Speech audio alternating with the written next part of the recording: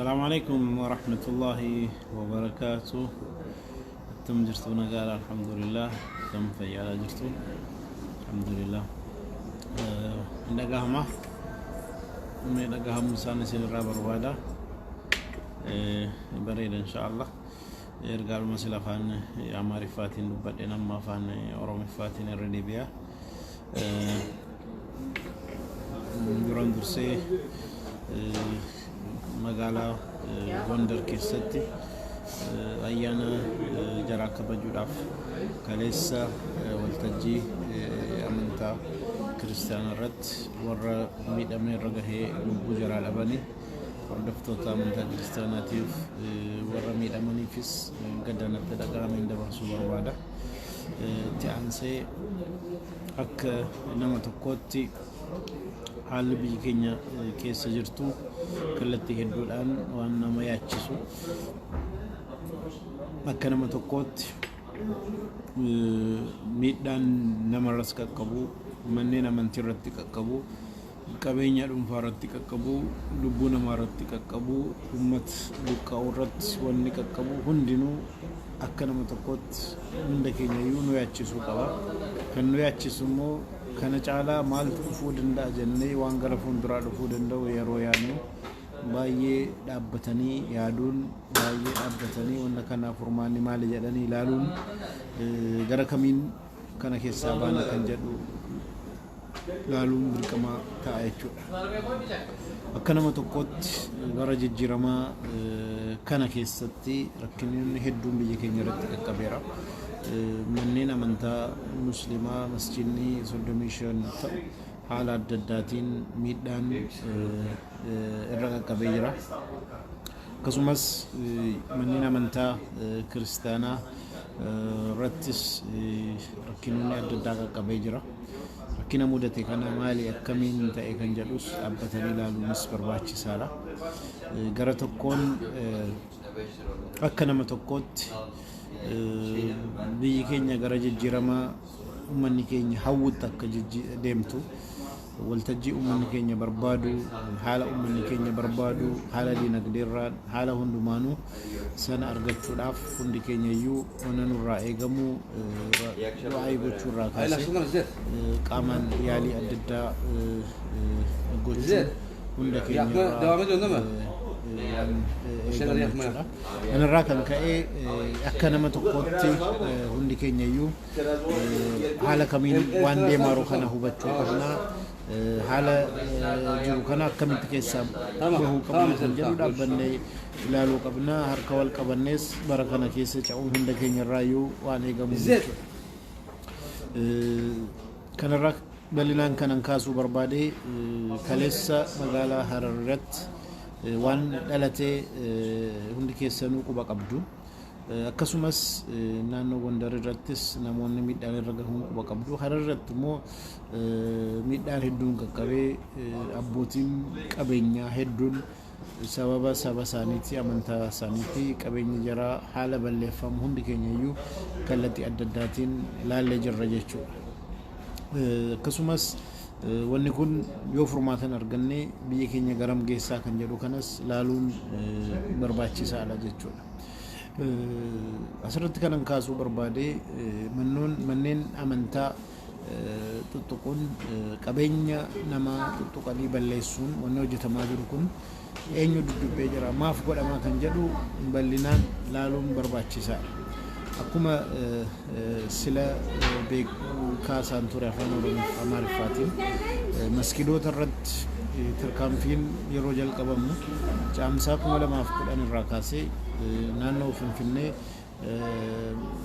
magaalaa Burraayyuu jala irratti bakka Tsabal Maadoo jedhamu irratti rakkina dhalate hundi keenya iyyuu quba qabnaa. Masgiidni diigamee ijoolleen hidhamanii kan ture jechuudha.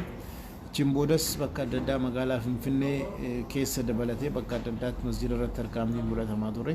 Irra guddaa immoo naannoo Amaaraa irratti waan ta'aa ture hundi keenya iyyuu quba qabna. Haala kanarraan kan ka'e dubbiin itti fufaa furmaataatiin argatiin amma addaa gaheera. Baatii tokko dura magaalaa Mooxaa irrattis qabeenya muslimootaa akkasumas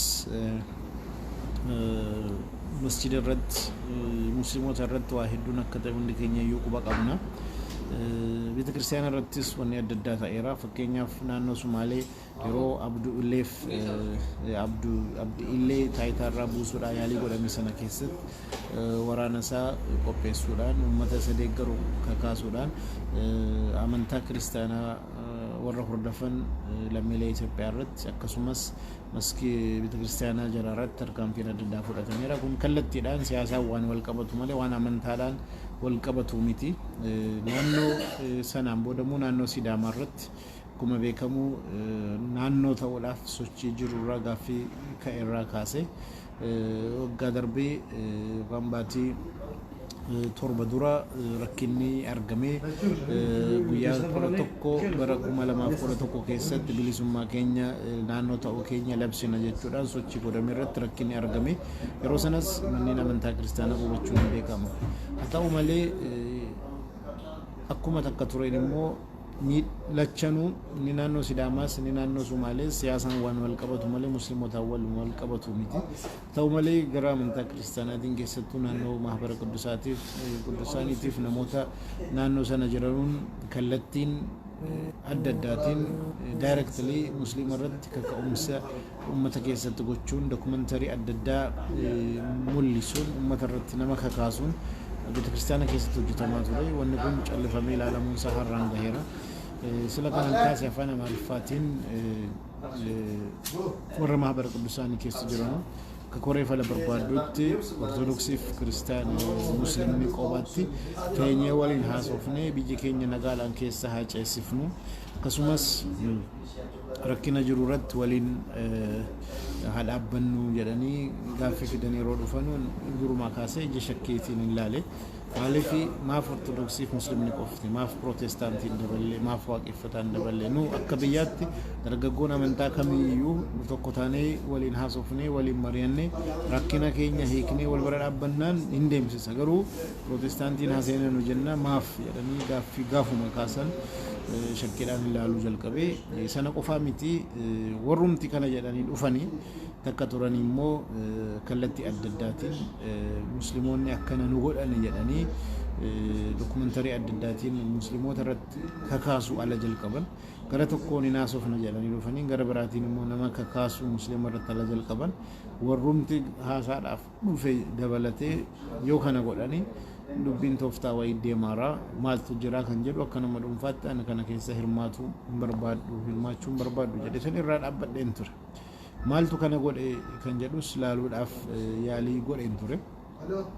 Akkuma sila jedhee naannoo Somaaleettis kan ta'e kallattiidhaan musliimotaa waliin qabatu siyaasaa wal qabata. Naannoo Sidaamaa keessa wanni dhalate immoo musliimoonni parsantii xiqqaadha 10 gadi naannoo sanarratti lakkoofsi jara parsantii 10 gadi bakka kanarratti musliima godhe jedhamee musliima irratti kakaasuun waan fudhatama hin qabneef beekaa musliima irratti kakaasuutu deemaara. Maaltu keessa jira jedhee tan dhaabbadhee ilaaluudhaaf yaalii godheen ture.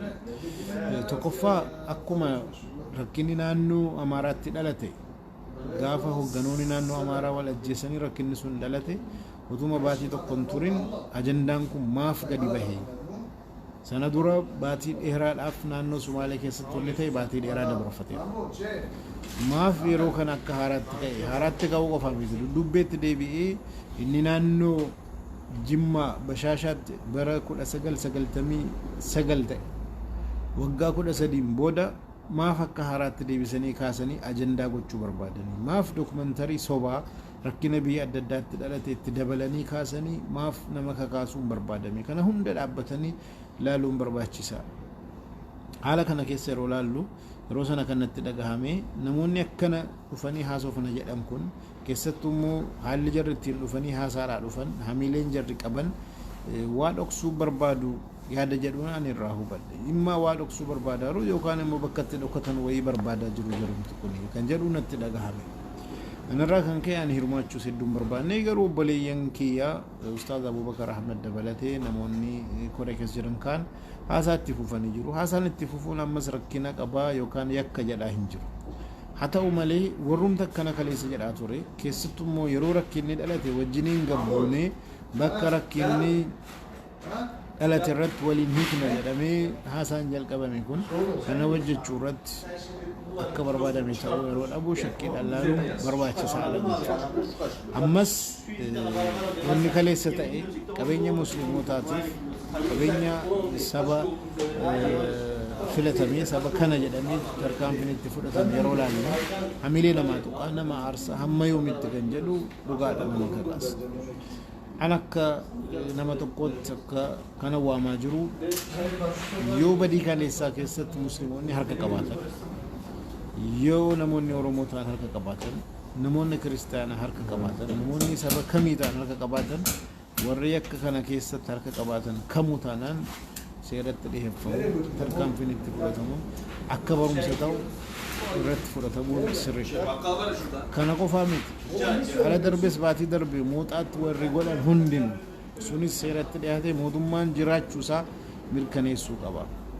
Kana qofas miti akkuma warra naannoo Sumaalee irratti yakka sana dalagee qabamanii tarkaanfiin itti fudhatamee mana hidhaa seenan siyaasa keessa warra jiran haa ta'an ala warra jiran haa ta'u kana keessa harka namni qabu kamuu seeratti dhiyachuun dirqama jechuudha. Yoo kana hin goone mootummaan jiraachuunsaa kana kanaan yoo hin mul'anne garantaan biyya geessuu danda'a jechuudha. Sirratti jabaachuun barbaachisaadha. Dhuguma hamilee namaa tuqaa dhuguma waggaa dheeraa namni tokko qabsaa'ee qabeenya horate waan inni itti qophaa'ee waa meeqa ta'e ala tarkaanfiin itti fudhatamee guyyaa tokkotti waa hunda ala dhabu waggaa 30-20 namni carraaqee tattaaffatee hojjetee harka duwwaatti ala galfamu maatii ofii kan nagaadhaan haati guddiftee haala adda addaatiin keessa rakkina keessa baatee mucaa geessiftee utuma yakka tokkoon dalagiin tarkaanfiin alatti fudhatamu namatti dhagahama. Manni amantaa keenyaa tuqameenis namatti dhagahama. Haa ta'u malee akka biyyaatti yaaduun immoo dirqama. Hamileedhaan deemuun yookaan miiraan deemuun hin barbaachisu. Kana kanan jedhaa jiru sodaa miti. Nama kakaasuunis waan jabaa ta'eetis miti. Akkuma tarkaanfii isinitti fudhan isinis dhaqaa kana godhaa jedhanii waamuunis fagoo waan ta'e miti. Haa ta'u malee akka biyyaatti yaaduu qabna. Yoo amantaadhaan jeequmsi walitti deemame yoo sabaan jeequmsi walitti deemame waan amma ta'e jennee aarru miira keenya tuqee caalaatu dhalata. Fakkeenyaaf keezii kaleessaa fi gadda Harargee irratti dhalate mee halaaltu. Naannoo Harargee irratti keessattuu magaalaa Harar irratti rakkinni amantaadhaan walitti buusuu sochiin jira kan jedhu odeeffannoon poolisiin bira kan gahee torbii tokkoon dura. Walitti qabanii rakkinni kun akkamitti keessa habahamuu jedhamee amantaan kun nagaadhaan akkamitti kabajamee keessa bahamaa jedhamee mari'atamaa ture. Haa ta'u malee eega mariin godhameen booda haala kanaan gaheen warra musliimotaa gaheen warra amantaa kiristaanaa gaheen warra protestaantii gaheen mootummaa kana waliin goonee dabarfannaa jedhanii wanni godhamee akka ka'ametti deemuu dhabuu isaatiin rakkinni argameera. Keessattuu immoo yeroo rakkinaa sana abbootiin amantaa ortodoksii bilbila cufatanii baduun jala immoo baay'ee na dinqisiisee jira. Maaf wanni kun kan jedhu odeeffannoodhaan poolisiin galgala kaleessa malee gadda gamgamaa godhee waan jiru irratti kaasee kana maaf akkan warri musliimoota waan kana tasgabbeessuudhaaf yaalii hedduu ala godhan maaf warri kun akkana ta'anii kan jedhu baay'ee natti dhagahameeras ija shakkiitiinis ilaaluun barbaachisaadha. Akkuma isin beektan magaalaa Harar irratti naannoo masjida Imaan yookaan Araattenyaa addabaabaayii kallattii bifa quraanaatiin tolfamee jiru diiguudhaaf yeroo konkolaataa fuudhanii galgalaan deemanii doozariidhaan jigsuudhaaf yeroo yaalamu muslima kakaasaa hamilee tuqaa jedhamee maaf yaadamuu dhabe. Maaf dhabamee qofatu hin ta'in kaayyoo biraa keessa jira. Kaayyoo biraa keessa jira maali kan jedhu kana dhaabbatanii ilaaluun barbaachisaadha. Maaliifi yoo wanni kun sirriitti dhaabbatanii ilaalanii dudubbeessaa waan jiru kallattii hundaan ija shakkiitiin ilaalanii keessaa ilaalanii malee namni gara kanaan muslima kakaasee silaa jeequmsa uumuu barbaadu waan kanatti utuu milkaa'ee silaa balaa guddaa dhufuudha. Kun dhaabbate kanaan hin dhaabbanne immoo alaabaa namni barbaade alaabaa Minilik ta'u alaabaa Abaahoo ta'u alaabaa kan barbaade haa ta'u akka nama tokkotti qabachuun mirga isaati. Nu jaallannee jibbine jechuudha. Namni tokko kan koo kanaa jedhee of mul'isuunsa baasuunsa an akka nama tokkotti warri na dhagaa hartan hundi keessanuu dhaabbachuu qabdu. Dhaabbattanii xiinxaluu qabdu. Mirga isaati. Ana mililiktu bakka na bu'aa alaabaa amantaa bakka na bu'aa jedhee filannaa ejjennoo namicha sanaaf maal akka barbaadan akkasinitti dhagahamu dhaabbattanii ilaaltanii edaa kana barbaadaa jedhanii deemu. Maaf alaabaa Itoophiyaa kan urjii qabu jibbu kan jedhu kanatu baay'ee na dinqisiisa. Maaf jibbaniin mirga jaraa akkuma jiru jibbuun mirga jaraa ta'e waliin maaf jibbanii. Tokkoffaa urjiin kun bakka maalii buute? Urjiin kun walqixxummaa amantaa, walqixxummaa sabaa biyya kana keessa jiraachuu qabaa kan jedhu bakka kana akka bu'uuf wanni kun ka'an.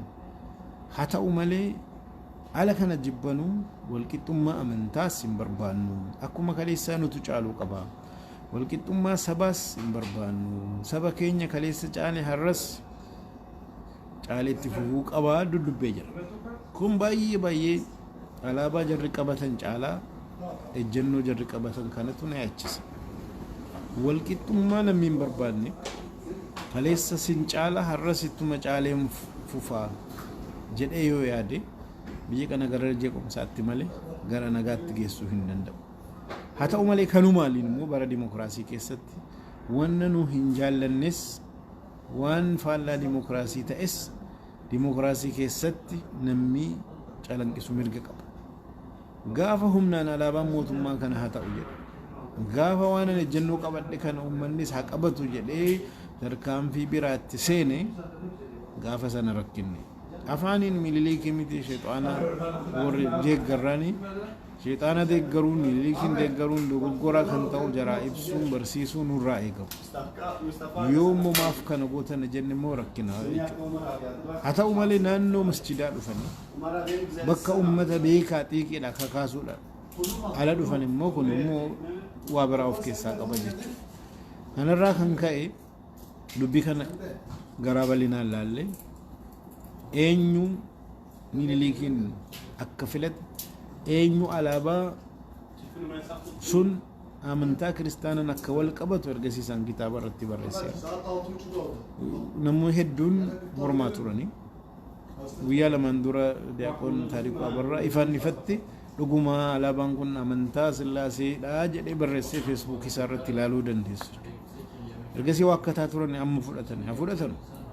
Egaa alaabaa Sillaaseedhaan wal qabate alaabaa mililikii wal qabate namni tokko namni muslima ta'e namni immoo walqixxummaa dhugaa barbaadu amantaan isaas sabni isaas kamuu ta'e hin fudhata jedhee ani hin yaadu. Fudhachuun mirga isaati deeggaruun dhiisuun mirga. Haaluma kanaa waliin garuu sababa jeequmsaa akka hin taane nurraa maaltu eegama? Akka nama tokkotti hundi keenya iyyuu of eeguun dirqama keenya. Of eeguu jechuun mana keenya keessatti qabeenya keenya keessatti abbaa barbaade yoo ta'e mana keenya qabeenya keenya irratti dhufee tarkaanfii nurratti fudhannaa ofirraa ittisa ofirraa dhaabaa yoo wareegamne illee yoo waan dhaaba sararratti tarkaanfii fudhannee seera Itoophiyaa biratti hin gaafatamu. Mana keenya qabeenya keenya irratti mana lamaa dhaqne ganda namaa dhaqne haala kamiinuu haa ta'u yoo immoo tarkaanfii fudhanne kun immoo gaaffii keessa nu galchaa jechuudha. Kanarraa kan ka'e masjida keenya eeguun dirqama keenya. Qabeenya qabnu akka dhuunfaattis akka jamaattis eeguun dirqama keenya. Haala adda addaatiin waan akkanaa kana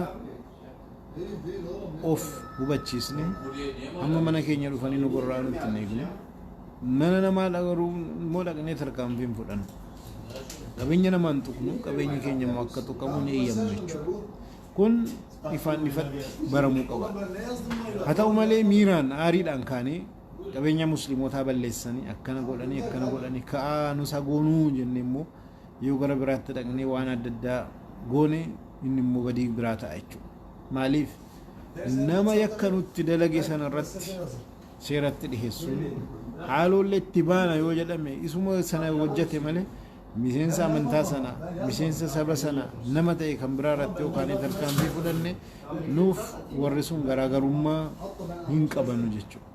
Kanaafuu haala kanatti hubannee miira keenya to'annee biyya keenyaafis amantaa keenyaafis ofiifis waa hundaafuu yaadne akkamitti bara kana keessa baanaa jedhanii ilaaluun barbaachisa.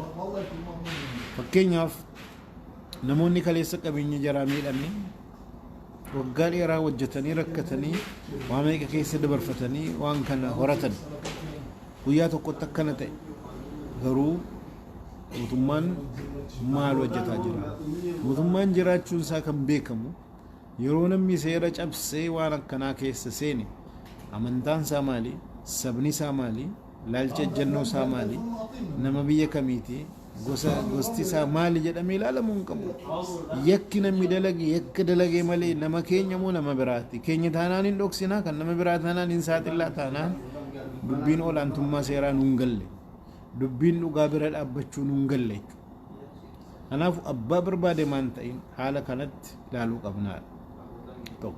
Gara biraatiin fakkeenyaaf rakkina mootaa irratti viidiyoon lama masjida gubanii dhaabbatanii yeroo jarri sirbanu kan waraabameef yeroo jarri immoo gubuudha deeman kan waraabamisu otuu lamman kun hin jiraanne sila maaltu ta'a jedhanii yaadu.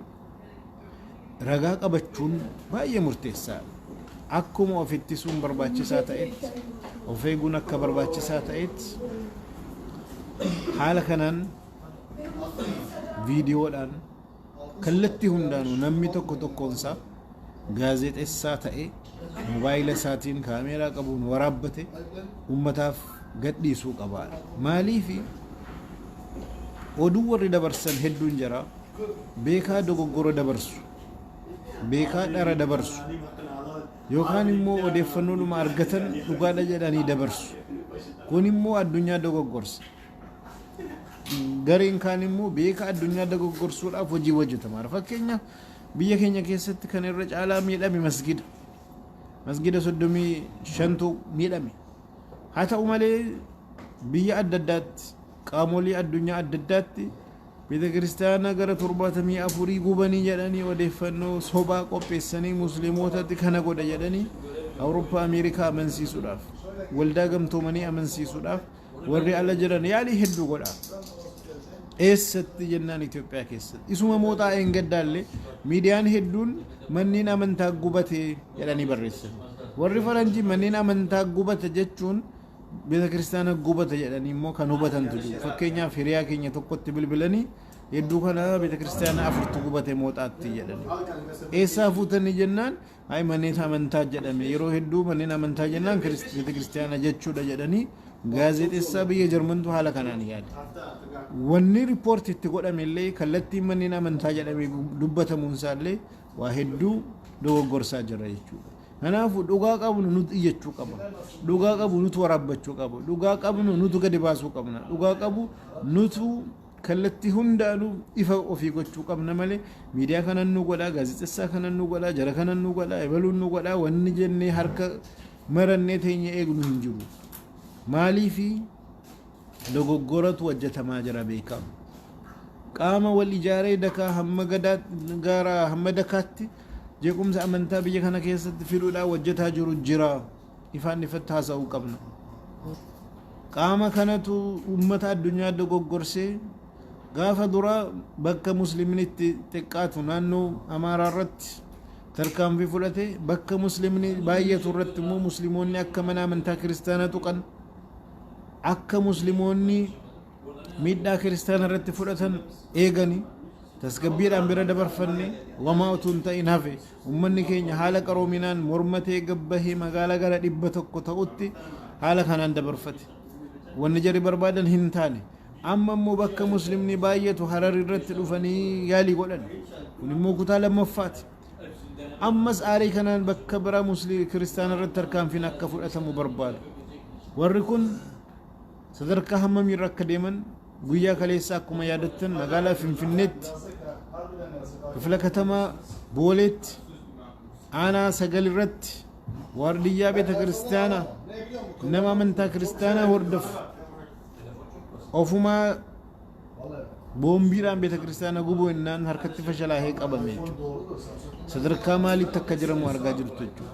Namni an kiristaana jedhu beeta kiristaana gubee musliimoota godhanii warra ebaluu godhanii jedhanii maqaa balleessuudha yoo yaaduu bira gahame dubbiin maal akka jiru hubachuun barbaachisaadha jechuudha. Sadarkaa maalirra akka jiru hubachuun barbaachisaadha. Kanarraa kan ka'e nus of utuu hin dagatin miira keessa tun seenin magaala jirru irratti godina jirru irratti aanaa jirru irratti ulamoota qabnu waliin dargaggoota qabnu waliin mari'anne tokko taane diinii keenya qabsaa'uun dirqama keenya. Akka nama kaanii ka'aa jedhanii waan tarkaanfii adda addaa gochuun jabaa miti. Sarara 2-3 barreessanii biyya kakaasuun hin danda'ama. Garuu eenyuun fayyadaadha. Jeequmsa keessaa nu bu'aan argannu. Yoomuu jeequmsa keessaa warra bu'aa argachuu barbaadutu karoorfatee jeequmsatti nu galchuudhaaf kiyyoo keessa nu galchuudhaaf ofii qophaa'ee dhufee nu tuttuqa jechuudha. Kanaafuu jeequmsa keessas otuu hin seenin miidhaan nutti dhufus akka nu miine otuu hin godhin haala tooftaadhaan haala qaroomina qabuun wal ijaarre jechuudha. Gaara hamma dakaatti jechuudha. Diinii keenya eeguun dirqama keenya. Masjida keenya abbaan barbaade dhufee akka nu jalaa diiguu eeyyamuu hin qabnu. Mootummaa haa ta'u amantaa biraa haa qabaatu abbaa barbaade haa ta'u dhufee akka nu tuqu eeyyamuu hin qabnu. Maaliif masjida keenya maa diiga? Mootummaas taanaan karaa seera qabeessaatiin yoollee masjidni rakkina qabaate karaa seera qabeessaatiin malee humnaan musliima uffataa deemuun hin baasu jechuudha. Gara biraatiin haala adda addaatiin rakkina uumuudhaaf rakkina adda addaa uumuudhaaf namoonni yaalii godhan hordofnee qabnee akka seeratti dhihaatan seeratti dhiheessuu jedhanii mootummaatti kennina jedhanii biraa galuu miti.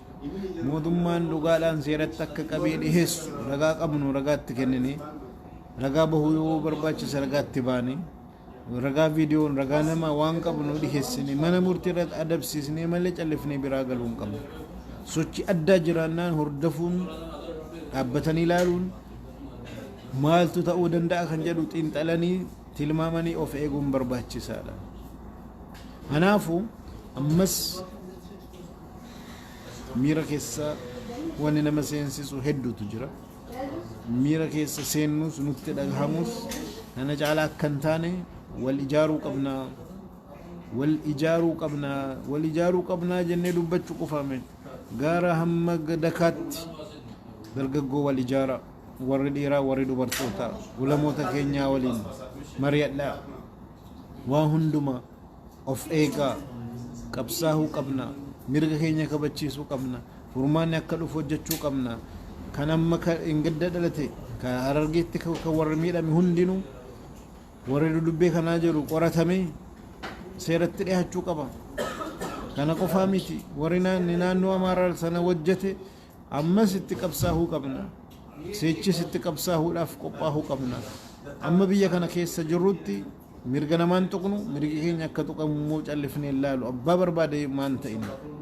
So haala kanatti hubannee wal cimsuu qabna wal bira dhaabbachuu qabna. Mootummaanis jiraachuusaa rakkina nama uumu akka nama kaanii dubbachuu otoo hin ta'in meeshaatu harka jira. Humnatu harka jira, amaanatu harka jira, biyyatu harka jira. Kana fudhatee hojiirra oolchuu irratti jajjabaachuu qaba. Yoo kana hin hojjenne jiraachuu dhumtisaa gaaffii keessa seenuu danda'a. Sun immoo badii guddaa ofittis uummatattis fiduuf deemaa jechuudha. Kanarraa kan ka'e haala kana wal hubachiifne magaalaa irraa kaasee hamma aanaa gaditti warra jirtan wal gurmeessaa diinii keessan eeguudhaaf mirga keessan kabachiisuudhaaf haala adda addaatiin namoota nagaa ta'an amantaan jaraa kamuu haa ta'u kiristaana haa ta'u waaqeffataa haa ta'u nuuf diina keenyaa miti. Amantaan filannoo abbaati mirga jaraati waan amananii qabachuun haala kanatti hubanne hanga yoomii jedharu hanga nu wal ijaarree biyyi kun fedhiin keenya hojiirra akka oolu fedhiin keenya mirgi keenya kabajamuu qaba. Wanni rakkinni nurratti dhufuu hin qabu jechuu irratti waan dubbannu hojiidhaan mul'isuu hamma dandeenyutti yoo jara tuqne maal nutti fiduu jedha maal nutti fiduu danda'u jedhanii warri yakki nutti dalagu hamma jarri dhaabbatanii nu sodaatanutti hamma jarri muslima tuquun of balleessuudha balaa ofitti fiduudha jedhanii ilaalanutti humni keenya tokkummaa keessatti wal ijaaruu keessatti wal cimsuu keessatti jiraachuu qaba. Kanaafuu afaaniis dubbannee galuu miti. Sichi hojii hedduutu hojjetamuu qaba. Biyya kana keessatti akka nama lammii biyya kanaatti tuffatamaa jiraachuunis nu gaha afaaniin dubbachuu miti. Hojiidhaan akka nu gahu agarsiisuun mul'isuun nurraa eegama. Kanaaf immoo miiraan deemuu miti jechuudha. Tooftaadhaan caallee argamuu qabna. Tokkummaadhaan cimnee argamuu qabna. Karaatti qabsoofnuuf ajandaatti qabsoofnu ifatti fudhannee deemuu qabna. Malee aariidhaan yookaan waan adda addaa keessa seenne hundi keenya iyyuu waan bor nu gabbisiisu keessa seenuu akka hin taane hubanne wal cimsine wal bira dhaabbanne wal gorsine wal dhageenye dhaabbachuu qabna. Barbaachisaa taanaan hiriirasa ta'u qabsoo goonuu hundumaayyuu yoo dubbiin kun furmaata argataa hin deemne haala kanatti callifnee hamma yoomitti jedha laalaa ittiin fufnu jechuudha. Mirga keenya inuma kabachiifanna jechuudha. Haala kanatti hubachuudhaan jajjabaadhaa kan jedhuun ergaa koo dhaamsa koo dabarfadhaa. waan na dhageeffattaniif galatoomaa. Assalaamu alaykum wa rahmatullahi wa barakaatuh.